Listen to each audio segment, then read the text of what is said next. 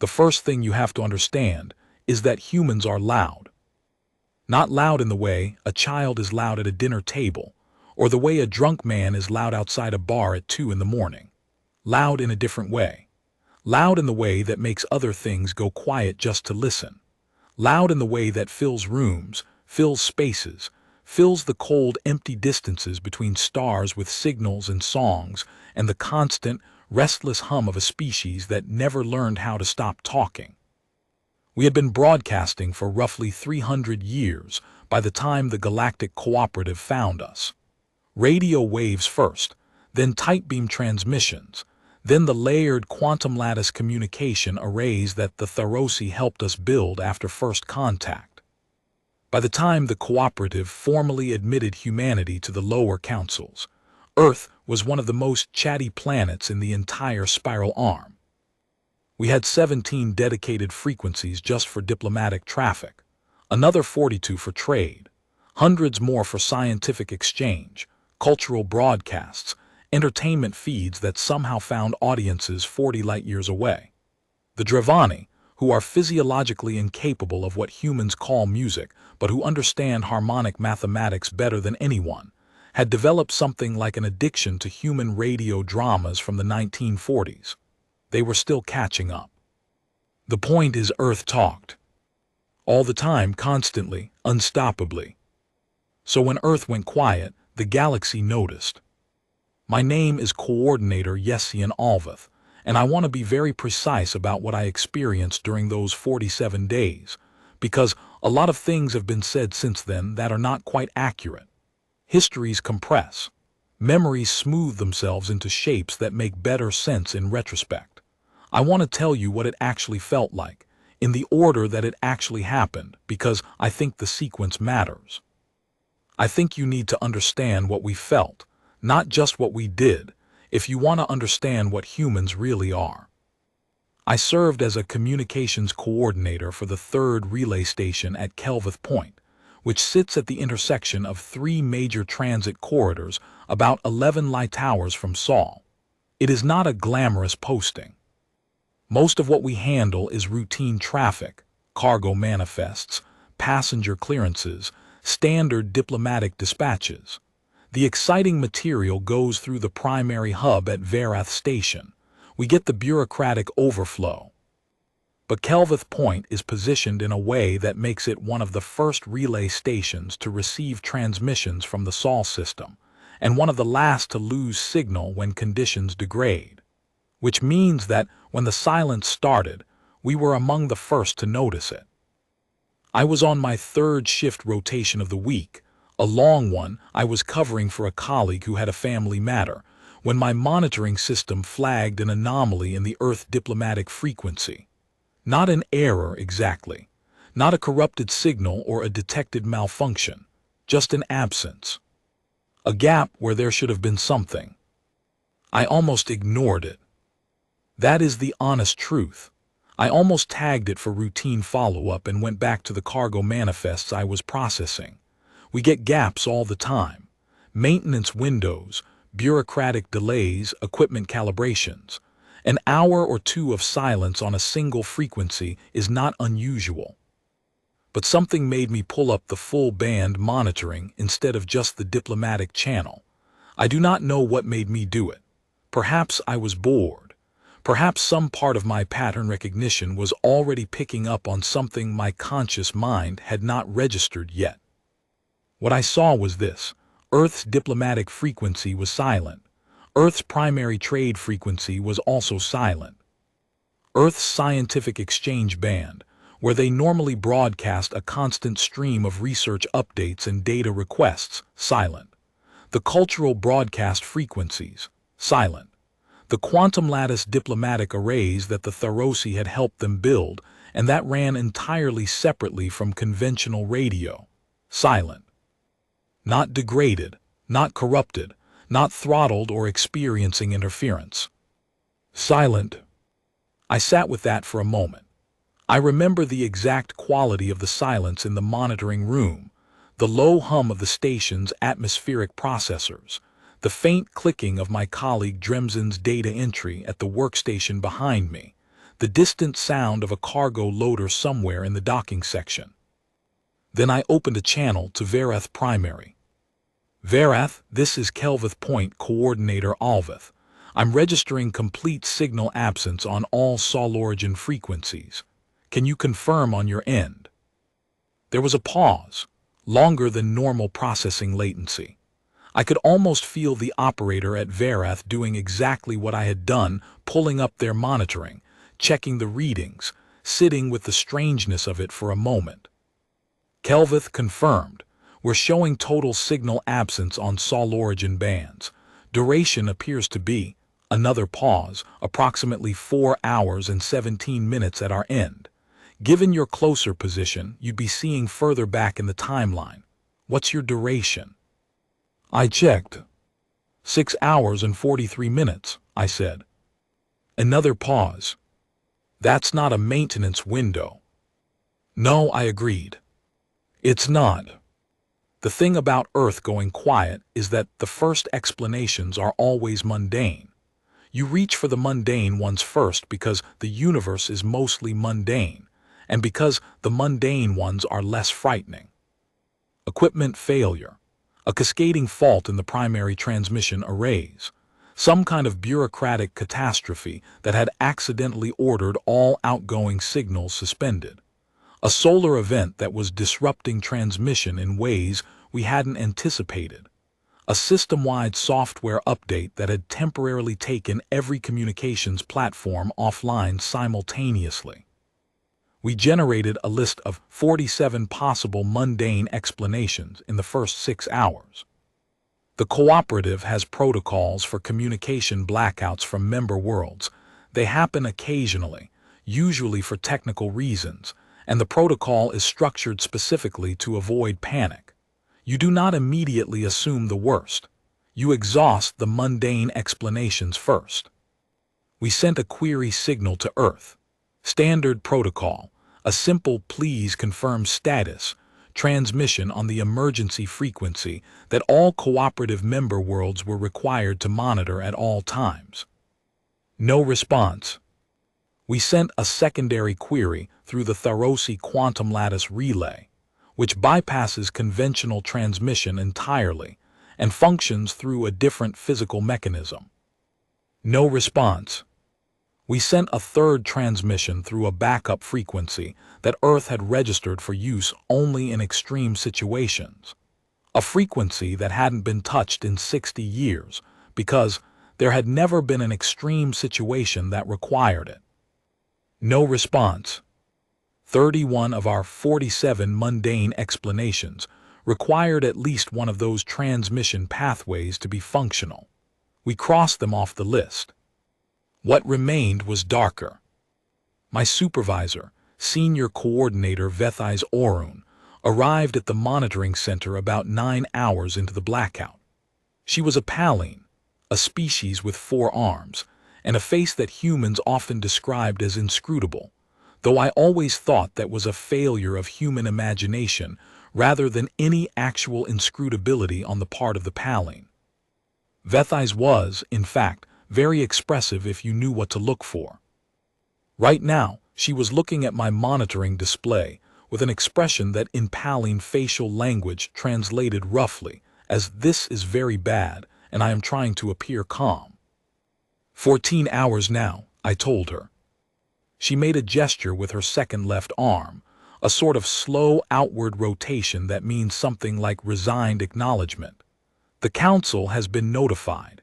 They're convening an emergency session. What are they saying? Nothing officially. She paused. Unofficially, the Dravani delegation is suggesting we begin preparing a diplomatic mission. A diplomatic mission to who? They don't know yet, that's the problem. I understood what she meant.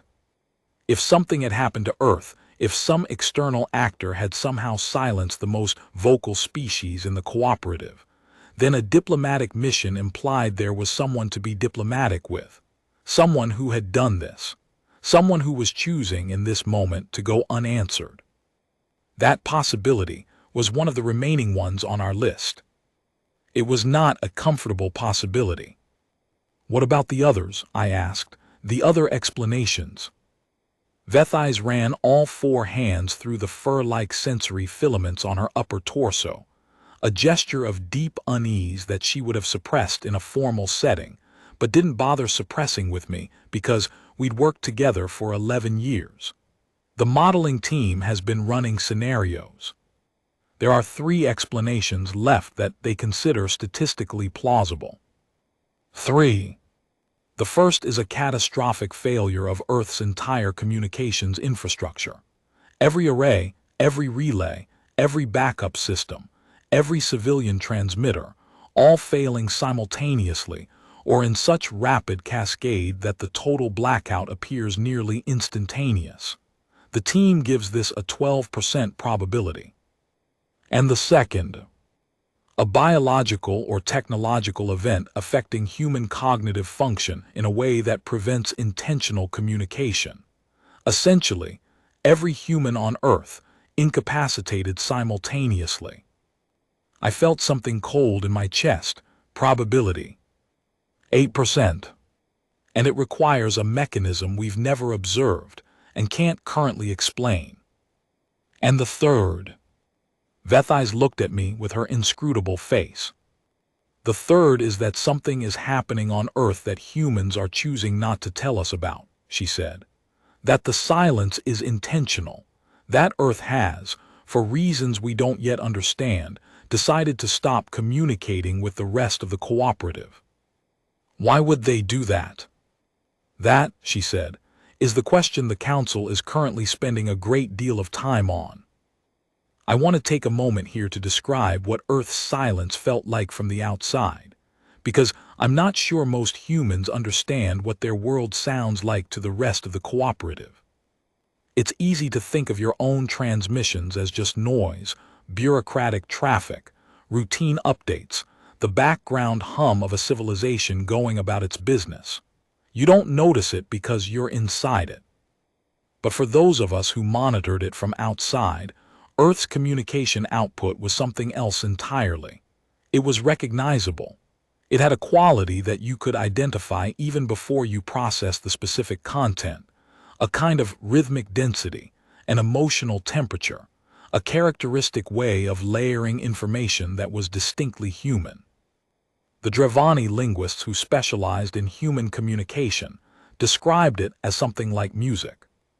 Not because of the content, necessarily, but because of the structure, the way humans embedded emotional context into even their driest technical transmissions, the way their communication was never quite free of the person doing the communicating. When that went silent, it wasn't just a frequency going dark.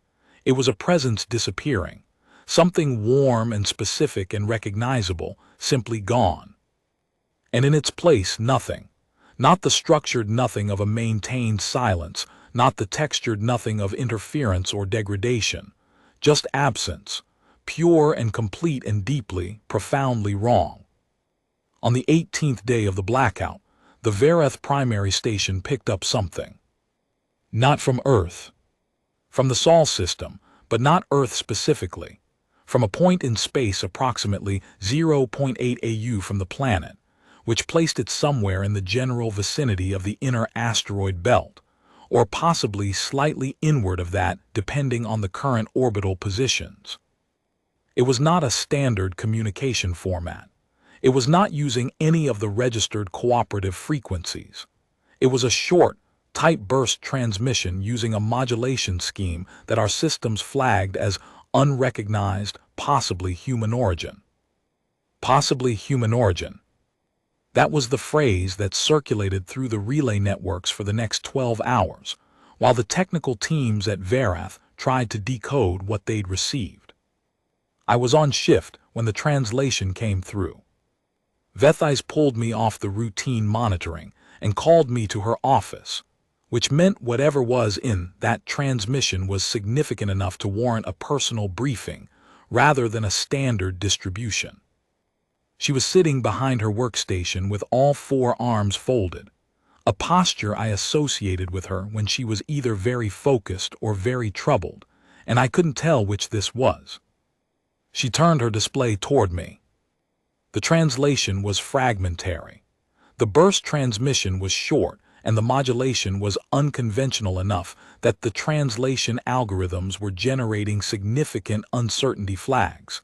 But the core content was readable. It was a human voice. A woman speaking in what the linguistic analysis identified as a language called Amharic with significant admixture of Galactic Standard, which suggested she had received some formal cooperative education or training. The translation read as follows, with uncertainty markers indicated. Unclear, possibly listening, to anyone who can hear this. This is designation unclear, possibly a name or rank broadcasting from location unclear, possibly the relay point.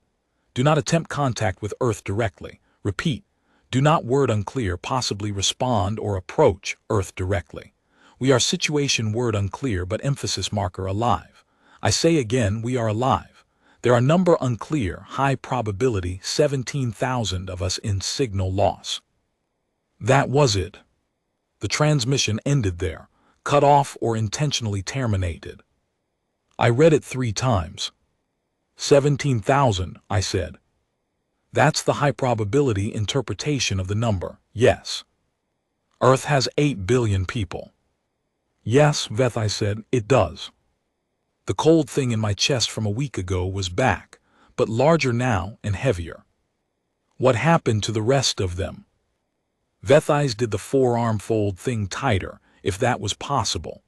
That is what the Council is now treating as the primary question. What happened to 8 billion humans, and why are 17,000 of them broadcasting in secret from a hidden location inside the Sol system, warning us not to approach Earth directly? Part 2. The approach. The Galactic Cooperative does not have a military. This is something that confuses a lot of humans when they first learn it, because human civilization spent most of its history organized around the capacity for violence, and many human strategic frameworks assume that any sufficiently organized large-scale civilization must similarly maintain some form of armed force. The Cooperative has nothing like that.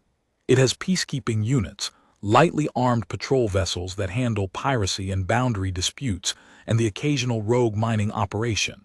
It has diplomatic security forces. It has crisis response teams with some combat capability, but a standing military in the human sense, a professional force designed and maintained for large-scale warfare, no. That's not something the Cooperative has ever found necessary.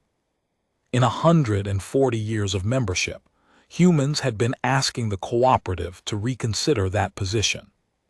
Humans had met things out there in the dark that made them nervous. Things that weren't in the diplomatic databases, things that didn't respond to hailing frequencies, things that moved with purposes that no xenobiologist had been able to satisfactorily explain. Humans had submitted 7 formal proposals to the Cooperative Council requesting the formation of a dedicated defensive force. All 7 had been denied. The Cooperative's position was that a military creates the conditions that make a military necessary.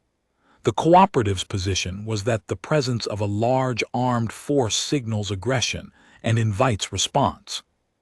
The Cooperative's position was that diplomacy, economic integration, and mutual vulnerability had kept the peace for over 1,000 years, and there was no compelling reason to abandon the approach. The Cooperative's position, as I sat in the Emergency Council briefing on day 19 of Earth Silence, was looking somewhat less confident than usual. The Vereth primary hub had a briefing room large enough for delegates from 30 species, and on day 19 it was at capacity. I was there as a technical witness. The Council wanted someone who had been monitoring the blackout from the beginning, who had the raw data in their direct experience rather than through summary reports. I sat in the back near a delegation of Tharosi who were, characteristically, communicating with each other through their bioluminescent skin panels rather than vocally, which created a shifting, gentle light show that I found oddly soothing given how unsoothed I felt about everything else. The briefing began with a summary from the lead analyst of the Cooperative Intelligence Bureau, an organization that the cooperative officially did not have, but which everyone in the room knew existed. The analyst was a Krevith named Sor von Death, and she spoke with the particular careful flatness that Krevith adopt when delivering information they know is going to cause a reaction. She was right to be careful.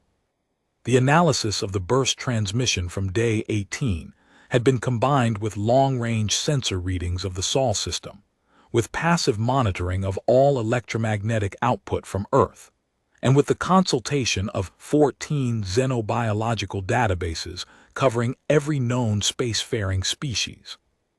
The conclusion: something had physically arrived in Earth orbit, or near-Earth orbit, approximately 6 hours and 15 minutes before the communications blackout began. The timing was too precise to be coincidental. The signature of whatever it was had been partially captured by a cooperative deep space monitoring array that was positioned to track long-range transit traffic, and which the analysts had gone back and looked at very carefully with fresh eyes. The signature was not in any database. That was the first bad thing Sor von Death said in that briefing room.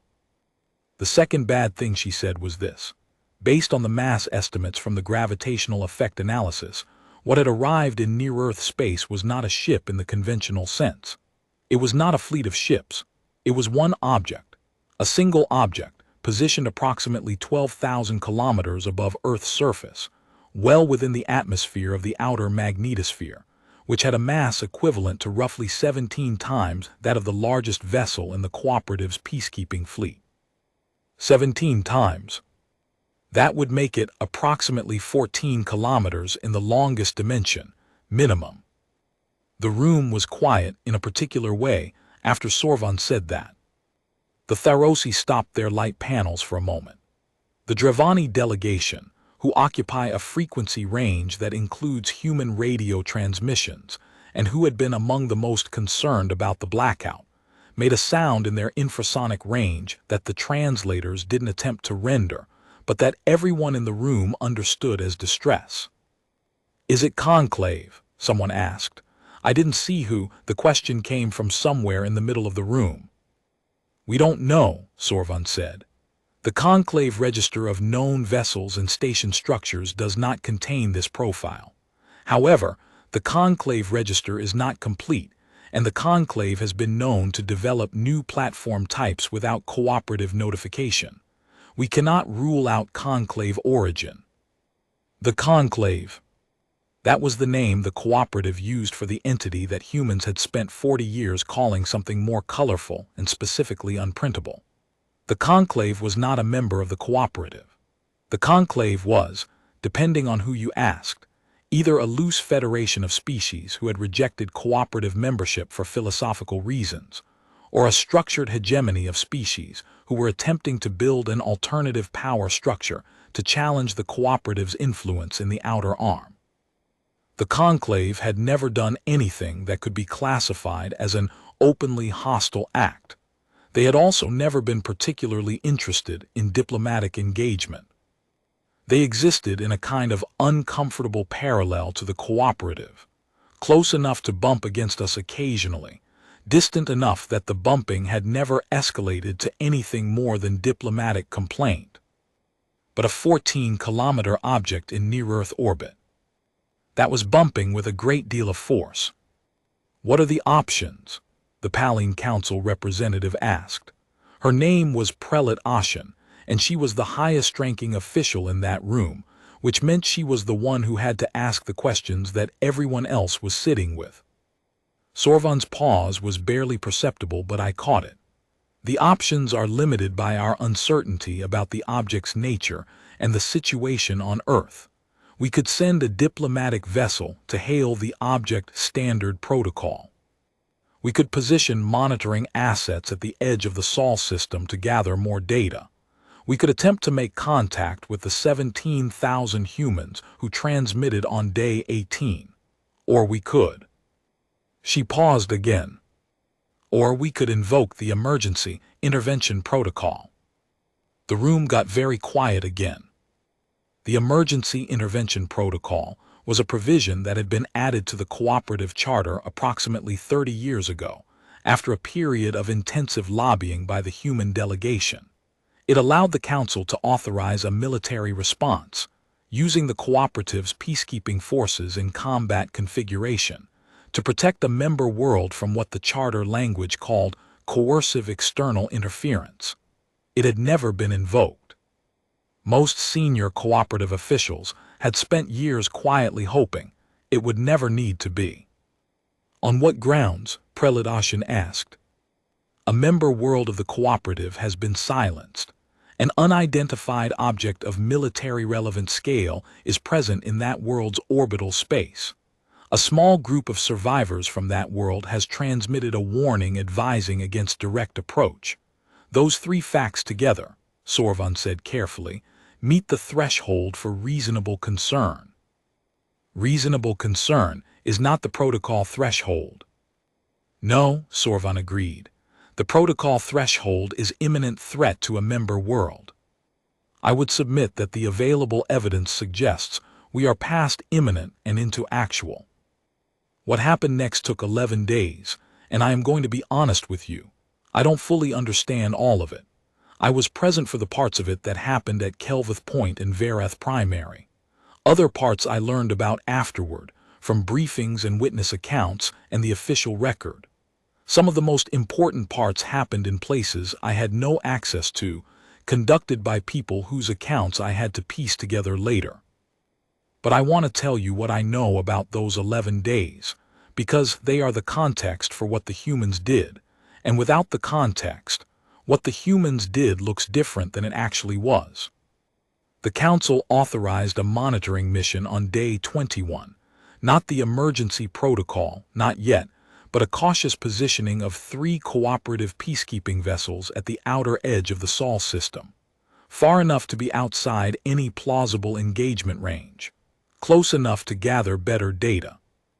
The 3 vessels, the Krevith ship Careful Inquiry, the Palline Silent Witness, and a mixed-crew vessel called the Provisional Understanding, arrived at their designated positions on day 28 and immediately began passive monitoring. What they recorded changed the shape of the conversation at the Council. The object in near-Earth orbit was not stationary, it moved.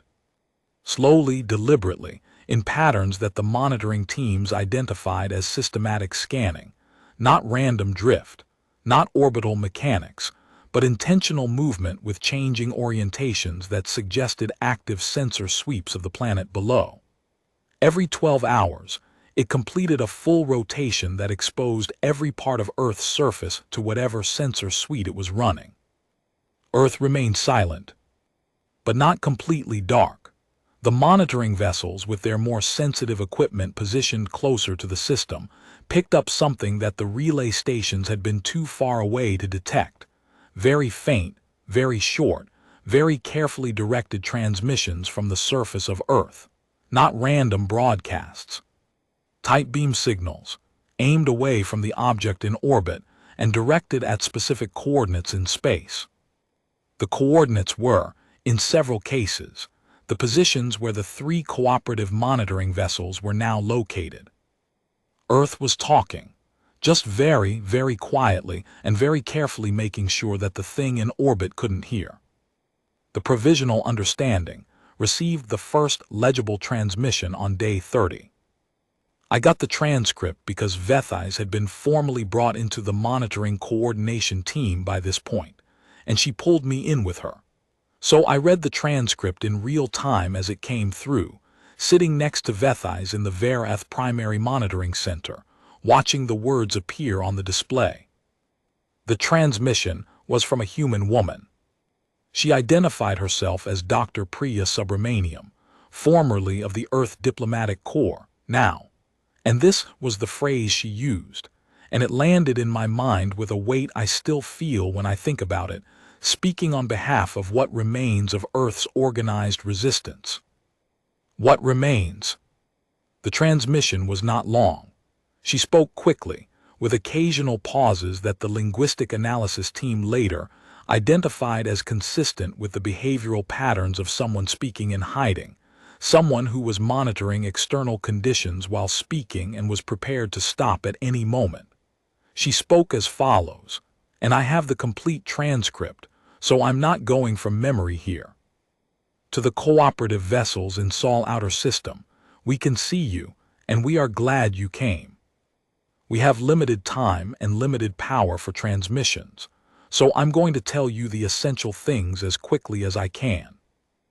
On day 0, what you call day 1 of the blackout, an object of unknown origin entered Earth orbit. We don't know where it came from.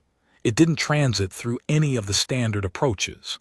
The first detection we had was when it was already here, already inside the moon's orbit, moving toward geosynchronous position. It broadcast immediately, on every frequency we use simultaneously in every major human language and in galactic standard. The message was a demand. I won't reproduce the full text, that's in the encrypted package I'm transmitting alongside this voice recording, but the essence of it was, Earth was to cease all communication with the Galactic Cooperative immediately and permanently.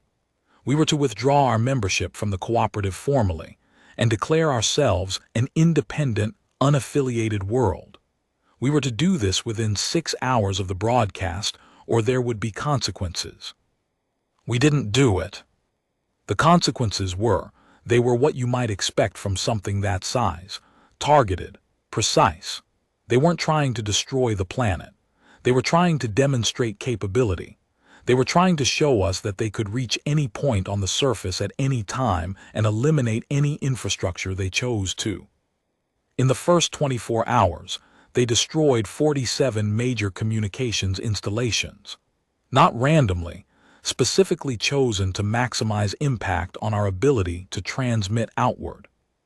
That's why we went quiet, not because we agreed to their demands, because they destroyed our ability to speak. But not completely. We have things they haven't found yet. We have people. We have plans. I can't say more than that on this channel because we don't know the extent of their monitoring capability. But I need you to understand something very clearly. We have not surrendered. No one with authority to make that decision has agreed to their demands. Earth's membership in the cooperative has not been withdrawn and will not be withdrawn. We are fighting back in the ways we can fight back right now, and we need you to understand that this is not over. Do not give up on us. Whatever you are planning, please plan quickly. We can hold out, but we don't know for how long. Dr. Priya Subramaniam, Earth Diplomatic Corps, Day 30 of what I hope is not the last emergency my species ever has to survive. Please hurry. I have been asked, many times since, what it was like to read that transmission for the first time. People want to know if I felt fear, if I felt hope, if I felt one of those species-specific emotions that humans are always trying to explain to the rest of the cooperative, things that don't have exact translations, that sit at the intersection of multiple feeling states at once. I felt something. I'm not sure I have good words for it. Something like the recognition that the universe has become a different shape than the one you thought you were living in. Something like the specific sadness of watching a species that had seemed, in their brief time as cooperative members, to contain an inexhaustible supply of forward momentum. Watching that species and knowing, in this moment, that they are hurting. I also felt something else. Angry on their behalf, in a way that I had not expected to feel. I think that surprised me most of all. The Council convened the emergency protocol vote on day 33. By that point, the monitoring vessels had received 4 more transmissions from Earth's surface, each one from a different location, each one slightly different in voice and content, each one conveying the same core information. Earth's population had not surrendered. Earth's government structure, while severely disrupted, had not collapsed. The resistance was organized, distributed, and apparently prepared for exactly this kind of sustained pressure. This last point was one that came up repeatedly in the Council discussions, and I want to spend some time on it because I think it says something important. Earth's government in the years following first contact had done something that most of the cooperative found slightly puzzling and mildly amusing. They had created, funded, and staffed a dedicated office called the Office of Extraordinary Contingency Planning, the OEP.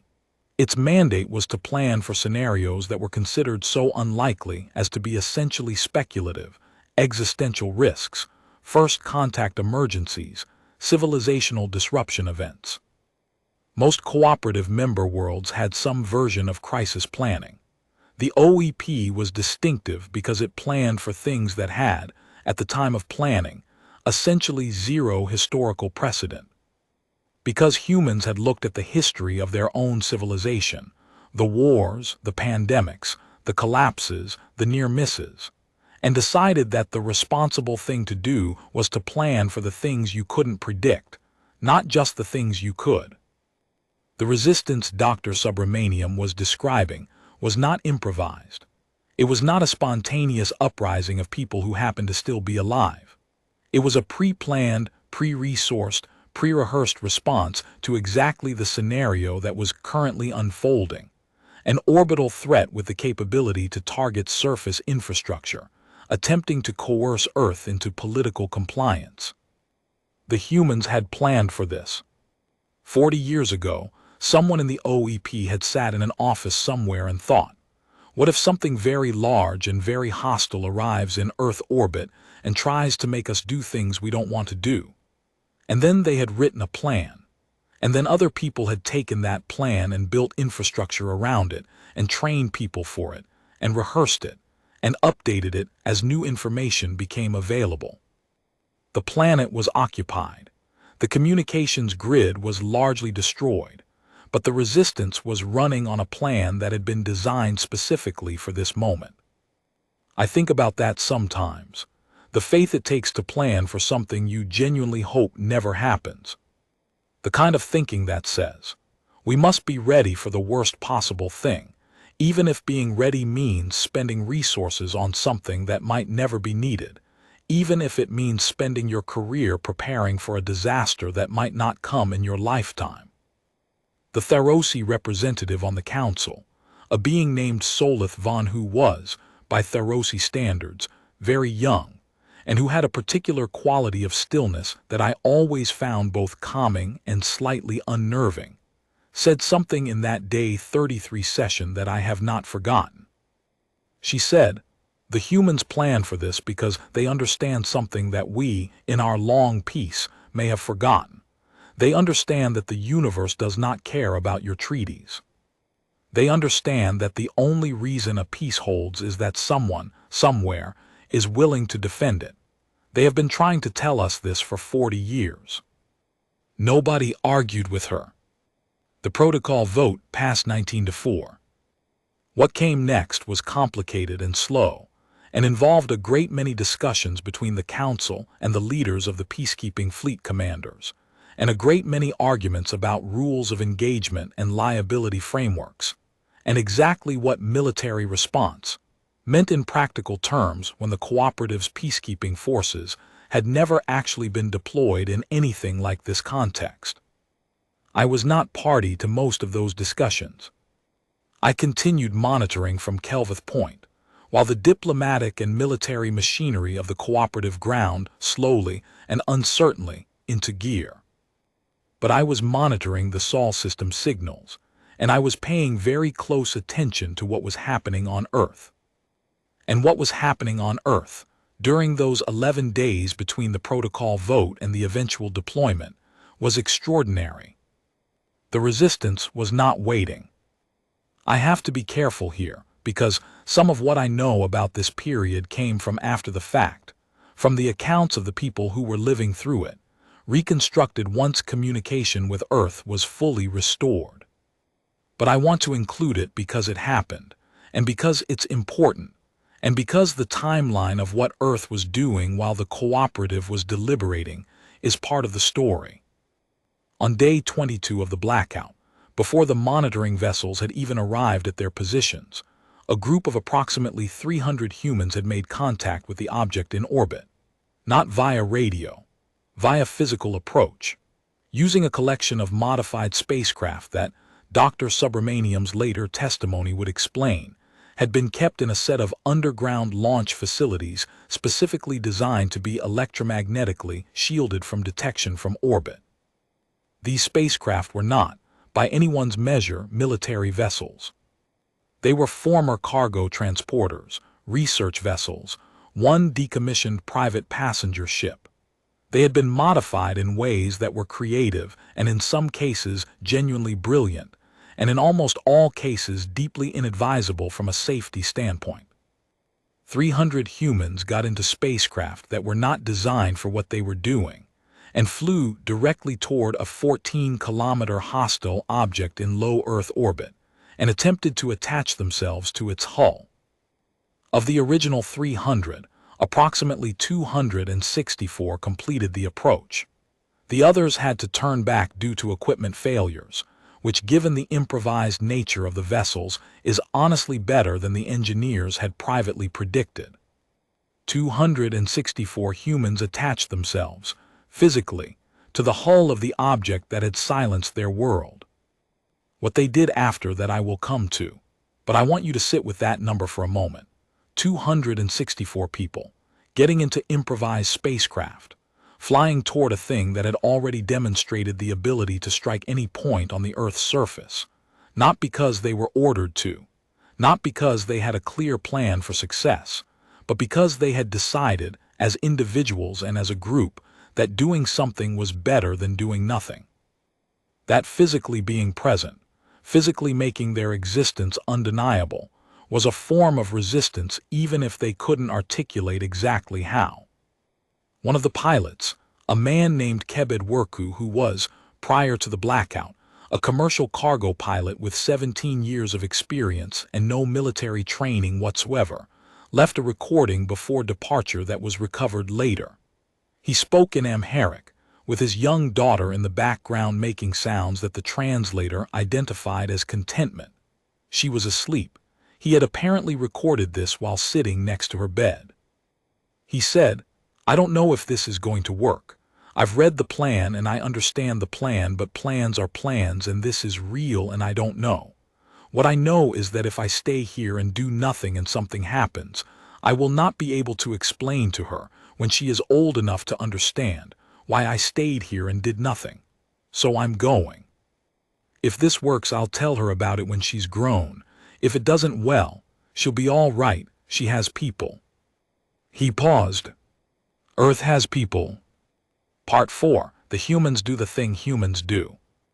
The monitoring vessels recorded what happened over the following 9 days, as the council deliberated, and the cooperative's machinery moved in its slow and careful way. The humans on the hull of the object, they had started calling it the leech, which is a human word for a creature that attaches to a host and draws sustenance from it, and which they applied here with the particular grim humor that seems to emerge in humans when they are in very serious danger, began doing things. Not dramatic things at first, practical things. They mapped the hull. They documented every surface feature, every apparent seam, every external component they could identify. They took samples from the hull material where they could and analyzed them with the portable equipment they'd brought. They communicated with each other through physical tether lines and low-power close-range radio that would be undetectable beyond a few hundred meters. They were building a picture of the thing that had come to hurt them. On day 26, one of the groups found what appeared to be an external maintenance access point. This was a discovery of some significance, because it implied that whoever had built this thing expected that someone would sometimes need to access its exterior for maintenance purposes, which meant that someone would need to get inside from the exterior without using what was presumably a primary entrance. Humans, it turns out, are very good at getting into things they're not supposed to get into. It took 4 days. 4 days of careful work by a team of 20 people who had, between them, experience in mining, plumbing, aerospace engineering, and one individual who had previously made a living breaking into secured facilities legally, as a professional security consultant. They worked in 6-hour shifts, sleeping in the spacecraft they docked to the hull, eating rations that several accounts described as profoundly terrible. On day 30, the same day that Dr. Subramaniam's transmission reached the cooperative monitoring vessels, they got inside. 18 people entered the object. What they found there is something I want to describe carefully, because it is part of what I mean when I say that what happened during those 47 days changed how I understood humanity, and changed, I think, how the cooperative understood humanity, and may have changed the shape of things to come in ways that we are still processing. The interior of the object was not a warship.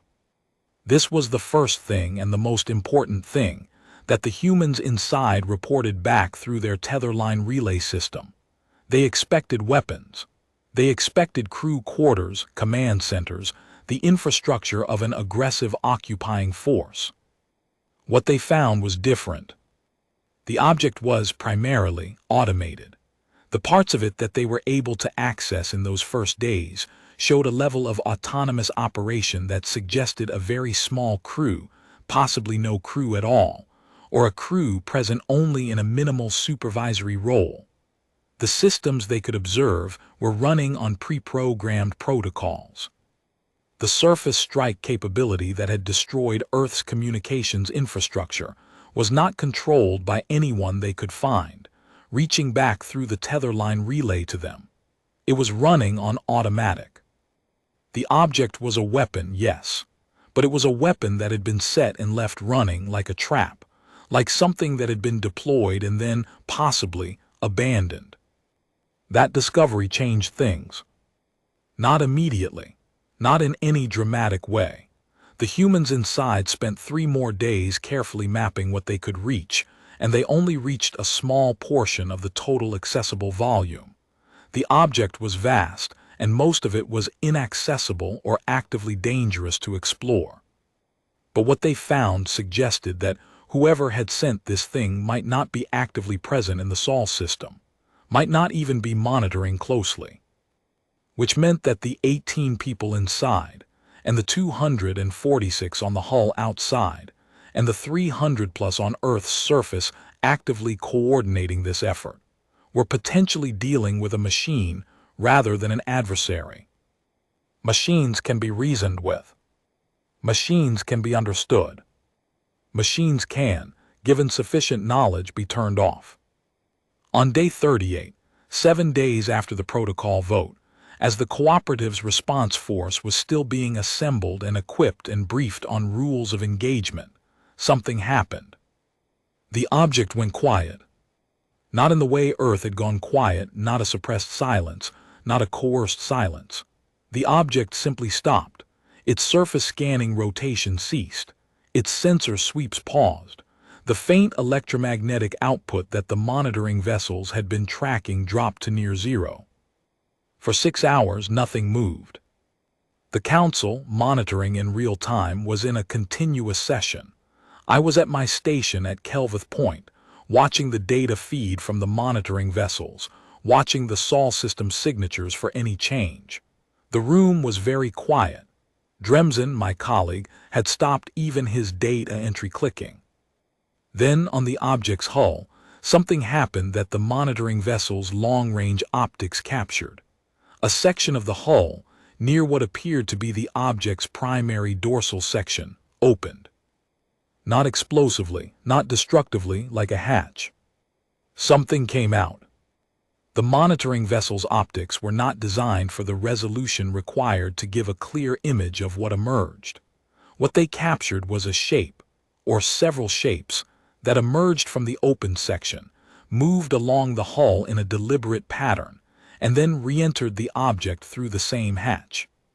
The analysis team spent 3 hours trying to characterize the shapes before one of the technical analysts, a young Krivith who had been running enhancement algorithms on the optical data, came to Vethais and me with a preliminary finding.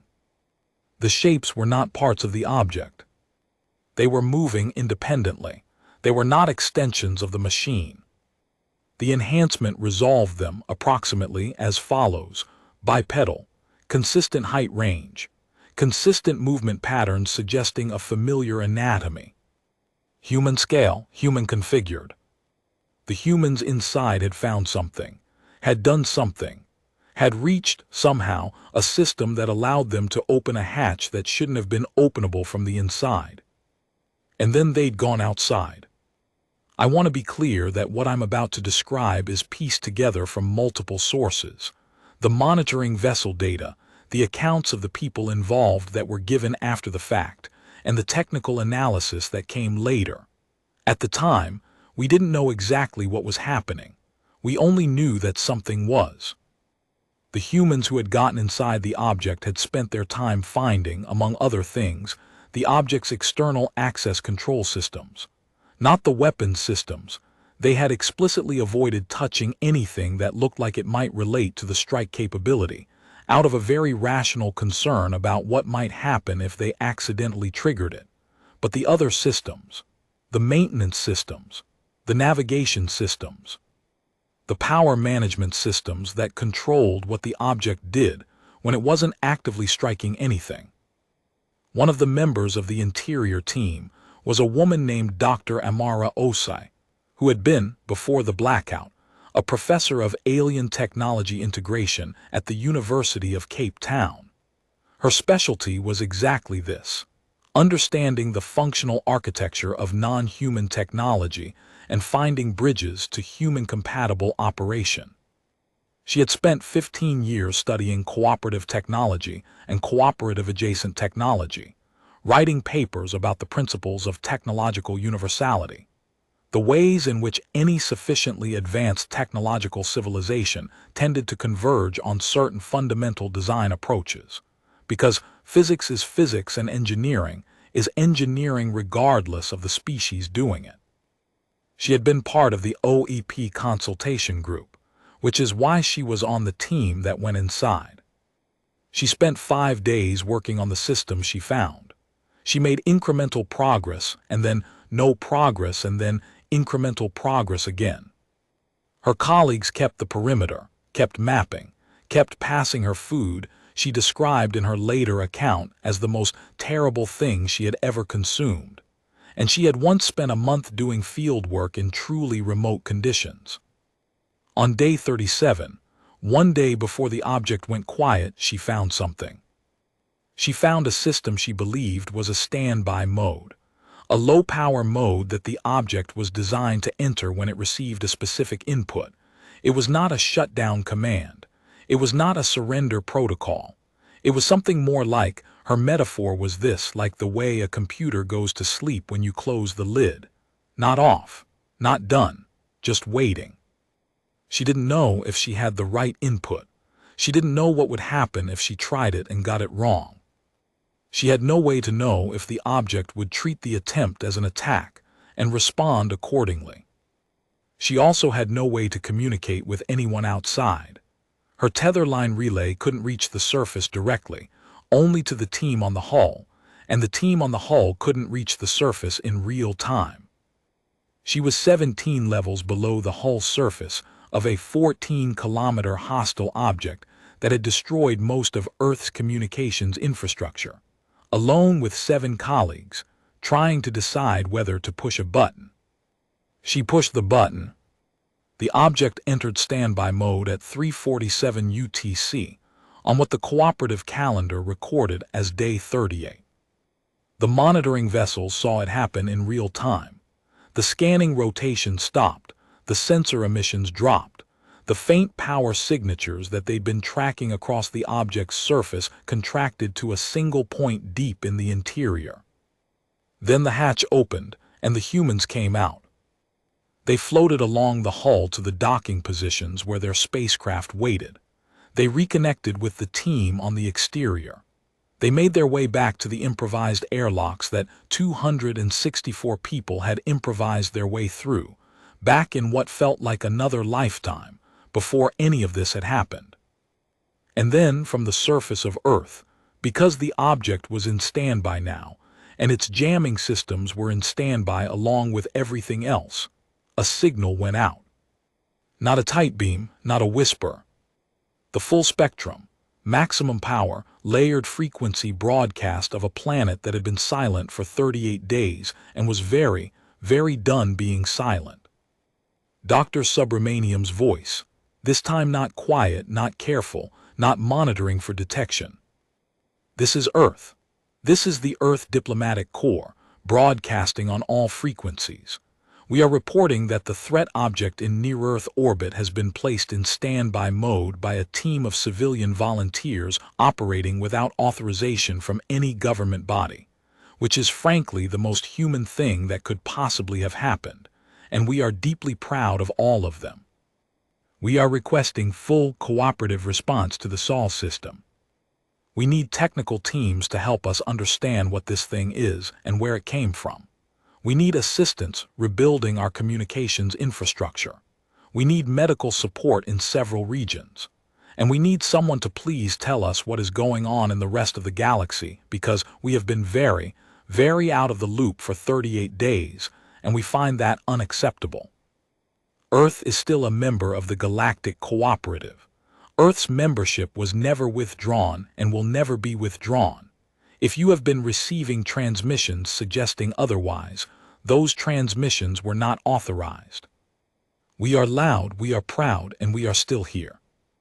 Earth out. The cooperative response vessels arrived at Earth on day 41. The full technical mission, 17 ships, dozens of specialists, enough medical and engineering capacity to meaningfully assist in rebuilding what had been damaged, arrived over the following week. I was on one of those vessels. Vethais got me assigned to the technical coordination team, partly because of my monitoring work during the blackout and partly, I think, because she knew that I needed to see it for myself. I need to be honest, I didn't know what I expected. Devastation, maybe. A planet that had been under occupation for 40 days, with significant infrastructure damage and whatever else had happened during those terrible 38 days of silence. I expected to arrive at something broken, something diminished. What I found was not that. The communications installations that had been destroyed were already partially rebuilt. Not by the cooperative response teams, we hadn't arrived yet, by humans, with whatever materials they had on hand, with improvised solutions that were creative and messy, and in several cases technically inadvisable, and in all cases functional. They had started rebuilding their ability to speak before anyone came to help them rebuild it. The cities that had been near the strike zones were damaged but not abandoned. People were there. People were working. The particular human capacity for activity in the face of adversity. The thing that manifests as construction crews in the rain, as volunteers in disaster zones, as the 24-hour operation of services that no one had ordered to keep running, but that kept running anyway. That was everywhere. I walked on Earth's surface for the first time 2 days after our arrival. I had been to Earth before, a diplomatic visit early in my career, a brief and formal thing that hadn't given me much sense of the place. This was different. I walked in a city that was partially reconstructed, under a sky that was clear and very blue, past humans who were tired and busy, and moving with the specific energy of people who have survived something, and are furious, and relieved about it in equal measure. One of them stopped and looked at me. I'm a Krevith. We're not common visitors to Earth, and said something in a language I didn't speak, which the translation chip rendered as, "Thanks for coming." I didn't know what to say to that, so I said, "We came as fast as we could." The human looked at me for a moment. They were young, early adulthood by the physiological markers I was familiar with, and they had dust on their face and tools in their hands, and the expression of someone who hadn't slept nearly enough. They said, "We know, it's okay, we were managing." Then they went back to what they were doing. The debrief of the 18 individuals who had been inside the object took most of 2 weeks. I wasn't party to the full technical debriefs, those went through specialized channels, but I sat in on some of the broader sessions and I read the summaries. Dr. Amara Osai gave a 3-hour technical presentation that was, by all accounts, one of the most remarkable pieces of real-time xenotechnology analysis the cooperative's records had ever contained. She had been inside something unprecedented, with limited equipment and extreme time pressure, and she had produced a structural map of the accessible portions of the object that the cooperative's technical teams were using as the foundation for their own investigation. She was asked, at one point, what she had thought when she was about to push the standby button. She was quiet for a moment. "I thought about whether I was right," she said, "about whether the analysis was correct. I went through it again in my head as fast as I could, and I decided that the analysis was correct to the best of my ability to determine, so I pushed the button. And if the analysis had been wrong?" She gave a small, tired smile. "Well, then I wouldn't have been around to be embarrassed about it." Kebed Worku, the cargo pilot who had left the recording next to his sleeping daughter, had made it back. All of his team had made it back. The attrition rate across the full 264 who had attached to the hull was 0. Nobody died. A number of injuries, some serious. No deaths. He gave a short testimony, and mostly seemed like he wanted to go home. When the debrief officer asked him what he would want people to know about the experience, he thought about it for a while. "I want people to know that it was ordinary people," he said finally. "Not heroes, not soldiers, not people with special training for this specific thing. Ordinary people who were scared and did the thing anyway. I want that to be what people remember, because the next time something terrible happens, and there will be a next time, there's always a next time, I want people to know that they can do it too, whatever it is, even if they're scared, especially if they're scared." He paused. "Being scared is normal. Doing the thing anyway is what makes the difference." The object, the leech, the thing that had come and tried to make Earth go quiet, was eventually towed to a neutral location outside the Sol system for full investigation. The cooperative's best technical teams, with Dr. Osai as a primary consultant, spent the next year working to understand what it was, where it came from, and who had built it. Those findings are a separate story, and not mine to tell here.